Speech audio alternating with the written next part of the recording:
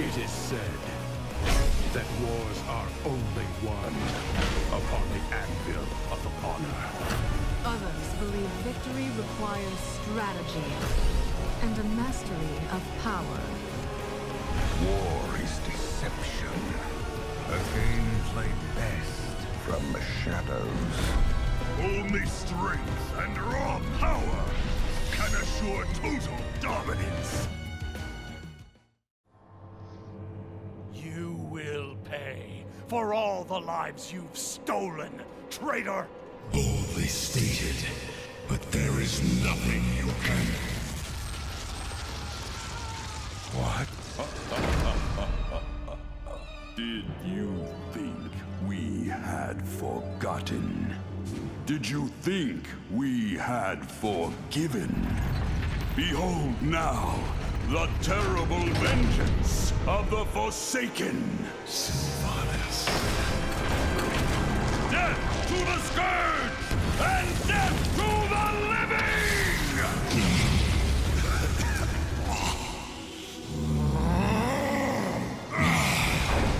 This isn't over.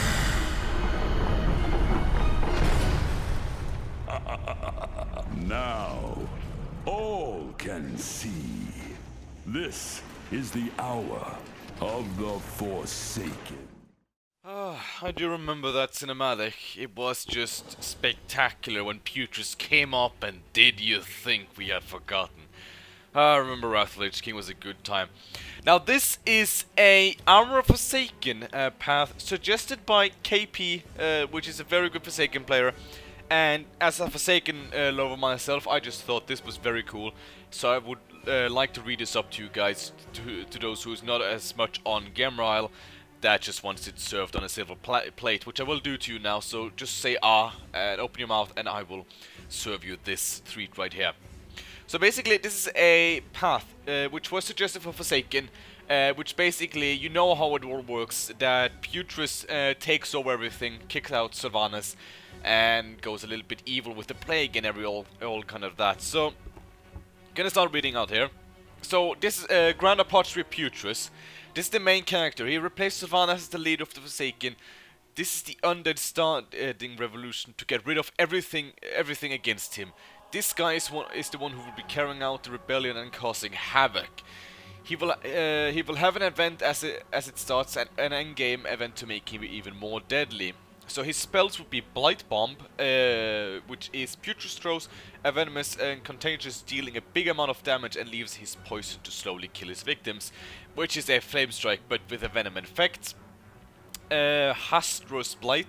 Putris throws an air filling the blight on the ground, silencing all units and heroes and hit. So basically a silence, basically, like just silence. I don't know why it says mass silence, but I would assume it's just silence. Plague Barrage. Putris calls forth a number of plague wagons for a limit of time to shoot down upon his enemies or foes, which is a summon or feral spirit which summons some plague wagons to do some cool work.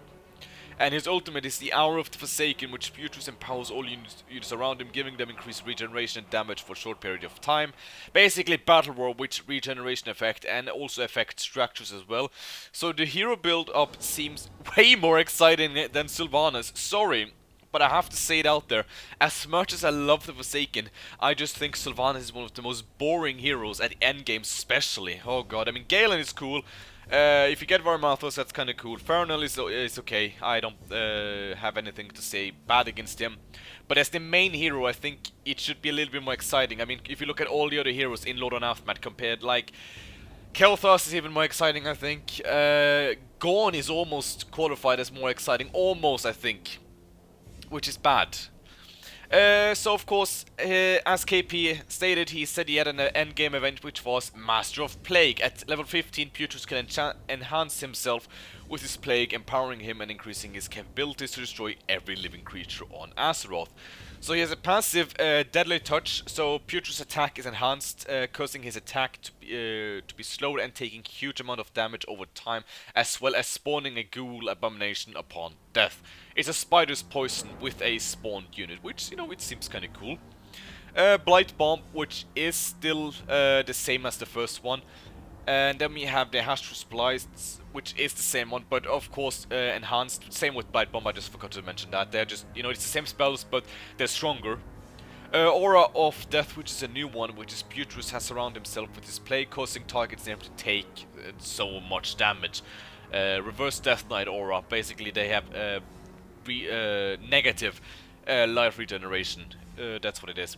And of course the Hour of the Forsaken again, just, you know, enhanced. But of course, with this path, it states he should be unrevivable, which I do agree with. I mean, we have seen the same thing with Illidan. When he consumes Skull of Gul'dan, he is unrevivable. And of course, he's revivable as normal form. I did forget to mention that. Now, of course, the new Forsaken, there should be some new units, of course. So the Forsaken archers shouldn't be different. I mean, they should have the Plagued Arrow. Is that what it's called? The Plague-Infused Arrow? I don't know. Ghouls, which is still almost the same, gets Contagious Plague, infects the target with the new plague. Killing the infected unit, infected target explodes it, dealing damage to targets beside it, which is kind of cool because ghouls are very useless in game, especially in LTA compared to the heroes. But this could add a little twist and make it a little bit more cool. Abominations, no changes. Apothecary, no changes. Alchemist, which will replace the Banshees, throws a nasty contagion at an enemy, blinding them, and I'm unsure what spell that would be originally. Create a potion, we've seen that the trolls have it, so they can create a random potion for a hero. Summon a Plague Horror, auto-summoned when casting Hasty Contagious, summons an experiment from the laboratory, which also seems kinda cool. Plague Wagons, HP increased by 300 and armor changed to fortified, so the Meat Wagons or / Plague Wagons will be stronger, which seems reasonable with this path. Gargoyles, no changes, and Obsidian, no changes. Of course, I've been looking at this thread for a little bit. It came out today, and I think it's very cool because at the moment I think Forsaken is, especially with the hero, a bit lame. I mean, the unit setup is cool. I like the Apothecary. It would be cool to get some kind of usefulness of ghouls because they're cheap. And they could provide some useful stuff, which would be lovely to see. But from what I've been looking at in the comments from SV and MS, I don't think Marshall has been commenting on this. No, I don't think so. He's a little bit against it because he wants to keep the possibility that Forsaken can still ally up with Wretched and Blood Elves. Was it? No, Wretched and Cult of the Damned. That is what it was. But to me, that is like, who does that? I don't think there's many people who actually gets that chance to do that in game. I rarely see Forsaken ally up with Cult of the Damned. I love it when I see it, first of all. That is very cool. Wretched is new, and I haven't played too many 1.26 games, so I can't actually vouch for that yet. But most of the time, when we see Forsaken allying up with someone, it's either Blood Elves, because maybe these two guys are friends and wants to ally up and have some fun, or just, you know, they decide to ally up and crush enemies. The other one is Forsaken is maybe losing, or maybe getting a lot of pressure from people, or maybe Horde is attacking and then he just joins Horde to avoid the conflict. So it's mostly Horde that I see joining up, and of course we have the accidents with Scourge, you know, with Sylvanas either giving herself up or is actually getting killed by Arthas and Scourge. So for that, he doesn't have the ability, like he wants to keep the possibilities. I'm like, it is like it doesn't happen that much, if you get what I mean. The Wretched path could actually still be something. I mean, you see Wretched joining up with Scourge, so why wouldn't they have shouldn't they have the possibility to join up with Butrus? I mean, it doesn't make sense. Now, of course, with this path, it should be mentioned, if people know their lore, then they should know that Butrus did ally up with the Legion, or at least Varimath was of course the Legion. They betrayed the Horde and everything on the world, so of course it is kind of Legion. But perhaps it should be as a path, like, because in Lordaeron Aftermath we have already crossed so many lines with lore that I don't think it would mind stepping over another one just to make it a little bit more exciting to play Forsaken. So here's what I had in mind. This path should be accessible after getting the Super Plague, first of all. I think then it's the right time to get it. And if you do get it, then of course you lose Sylvanas. And it was also, I think it was Nicola who I wrote in the comments there, or at least I saw, that who would trade this path out for the bow of Sylvanas. And I actually want to know, if you could have this path but lose the bow, I mean Sylvanas has the bow, would you do it? Because I know I would, because it is a very nice blink to have. Just to get out of situations, but I would trade it out any day, I think, for a little bit more exciting and fun hero, and you know, a little bit more setup with other units, of course, especially the ghouls. I would love to see that, because the bow is really awesome, but I could give it up for this.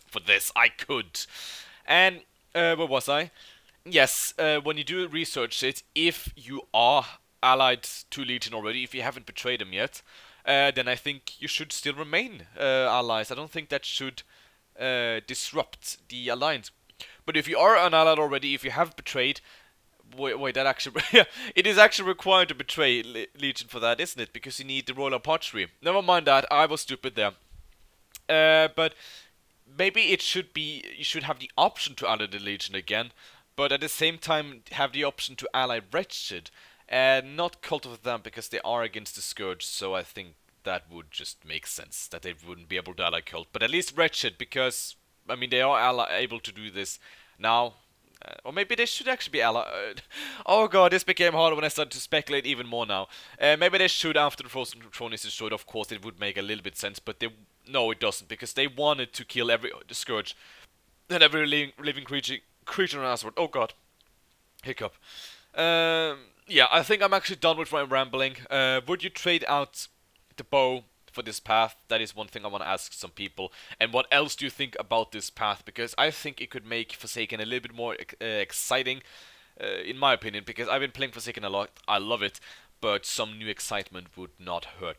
So thank you so much for watching this video. Leave a comment on what you think about this idea. So thank you so much for watching. And until next time, guys. Bye-bye.